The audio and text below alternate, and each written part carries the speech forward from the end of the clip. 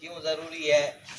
Number ایک، اس لیے کہ آقا علیہ الصلوۃ والسلام کو ہمارے لیے رول ماڈل بنا کر بھیجا گیا کہ قرآن کریم میں ہے لقد کان لکم فی رسول اللہ اسوۃ حسنہ۔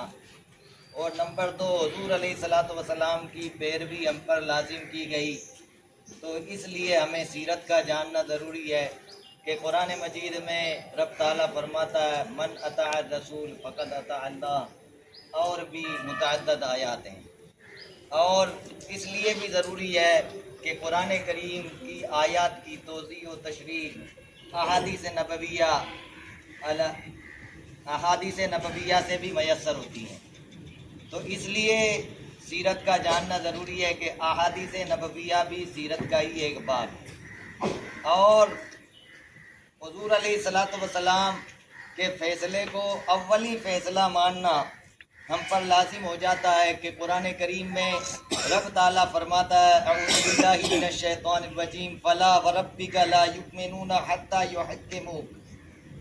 یحکموک فیما شجر بینہم ثم لا یجدوا فی انفسہم حرجا مما قضیت ویسلموا تسلیما۔ یہ رب تعالیٰ کا فرمان ہے کہ اے حبیب، جب تک وہ آپ کو فیصل نہ مان لے، مفہوم آیت ہے کہ وہ مومن نہیں ہو سکتے۔ اس لیے اللہ کے حبیب کو فیصل ماننے کے لیے ان کی سیرت کا جاننا بھی ضروری ہے۔ حضور علیہ الصلوۃ والسلام کی سیرت ہمیں اخلاق حسنہ کی ترغیب دلاتی ہے، کہ اچھا بناتی ہے، اس لیے کہ آپ کی شان ہے۔ رب تعالیٰ فرماتا ہے انک لعلی خلق عظیم، کہ آپ کے اخلاق بڑے پائے کے ہیں، بڑے عظیم الشان ہیں۔ کہ حضور علیہ الصلوۃ والسلام کے اخلاق کو پڑھ کر کے ہم ان سے نصیحت حاصل کریں، حضور علیہ الصلوۃ والسلام کے اخلاق کیسے تھے۔ یہاں تک کہ ام المومنین سیدہ عائشہ صدیقہ رضی اللہ تعالی عنہا سے آپ کے اخلاق کے بارے میں پوچھا گیا تو فرمایا کانا خلقہ القرآن، کہ آپ کے اخلاق قرآن مجید ہے، یعنی قرآن کی آیات کو پڑھتے جاؤ، اخلاق نبوی سے آشنا ہوتے جاؤ۔ یہ حضور علیہ الصلوۃ والسلام کے اخلاق کے بارے میں سیدہ عائشہ صدیقہ رضی اللہ تعالی عنہا نے فرمایا۔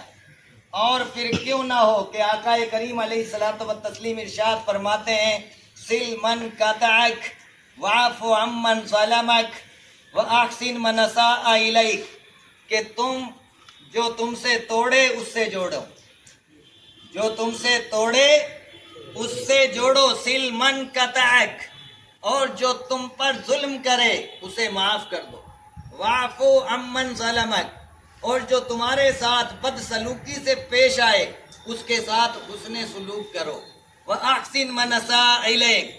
اور صرف آقا کریم علیہ الصلوۃ والسلام نے یہ ارشاد فرمایا ہی نہیں بلکہ کر کے دکھایا۔ آپ یاد کیجئے مکی زندگی کے اولی دور کو کہ حضور علیہ الصلوۃ والسلام جب اسلام کی دعوت دیتے تھے لوگوں نے رکاوٹیں ڈالی، طائف میں گئے، لوگوں نے اوباشوں کو پیچھے لگایا اور آقا کریم علیہ الصلوۃ والتسلیم کے جسد نازنی کو لہو لوہان کیا، یہاں تک کہ پیروں میں بھی ورم آ گئے، لیکن حضور علیہ الصلوۃ والسلام نے ان کی بد سلوکی کا بدلہ حسن سلوک سے دیا۔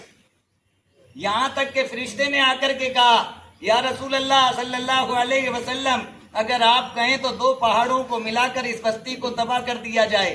کہا میں ان کی پشتوں میں ایمان والے نور دیکھ رہا ہوں۔ تو یہ حضور کا اخلاق تھا۔ تو اخلاق نبوی کا درس بھی سیرت نبوی علیہ تحیت و ثنا سے میسر ہوتا ہے، اس لیے سیرت کو جاننا ضروری ہے۔ صبر کا مادہ پیدا ہوتا ہے، استقامت کی گنجائش ہوتی ہے، غرض کے انسان اچھائیوں کا مجموعہ بن جاتا ہے۔ اور کہنا پڑتا ہے سیرت پڑھنے کے بعد کہ جو نہ تھے خود راہ پر اوروں کے ہادی بن گئے، کیا نظر تھی جس نے مردوں کو مسیحا کر دیا۔ انشاءاللہ باقی کل استغفر اللہ ربی من کل ذنب واتوب الیہ۔